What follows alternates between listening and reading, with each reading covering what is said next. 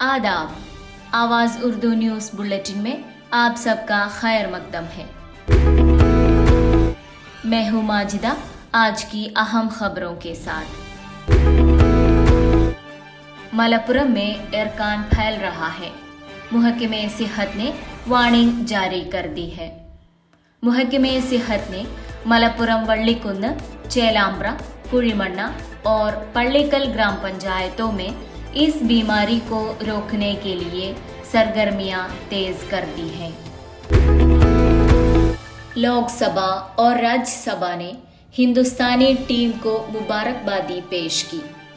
World cup जीतने पर parliament के दोनों ऐवानों ने हिंदुस्तानी टीम को मुबारकबादी पेश की। लोकसभा स्पीकर ओम बिरला ने टीम को मुबारकबाद पेश करते हुए कहा कि हिंदुस्तानी टीम की जीत ने देश को जोश में डाल दिया है।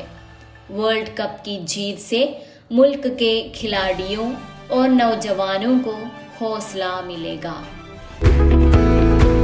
राज्यसभा में नायब सदर जगदीप धनकर ने कहा कि तारीखी कामयाबियां शहरियों को बड़े ख्वाब देखने की तरगीब देंगी। GUPS आनकयम में देखो एक सवाल प्रोजेक्ट की शुरुआत। आनकयम सरकारी यूपी स्कूल में देखो एक सवाल प्रोजेक्ट शुरुआत हुई है। इस साल के अकादमिक मास्टर प्लान के तहत बच्चों में उर्दू ज़बान की फ़ुरूअ और उमूमी इल्म में इजाफे के लिए एक प्रोजेक्ट तैयार किया गया है। प्रोग्राम का इफ्तिताह स्कूल के हेडमास्टर मोहम्मद अब्दुल्ला साहब ने किए और Urdu club convener Rashida teacher के क़यादत में ये प्रोग्राम मुनक़द हो रही है। दुआएं कामयाब, अब्दुल रहीम की मौत की सज़ा रद्द कर दी।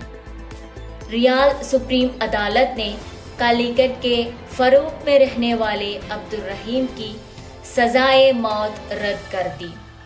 रहीम 18 साल से रियाल की जेल में हैं। उनकी रिहाई के लिए सोशल मीडिया के जरिए 34 करोड़ रुपए जमा करके तारीख रची गई थी।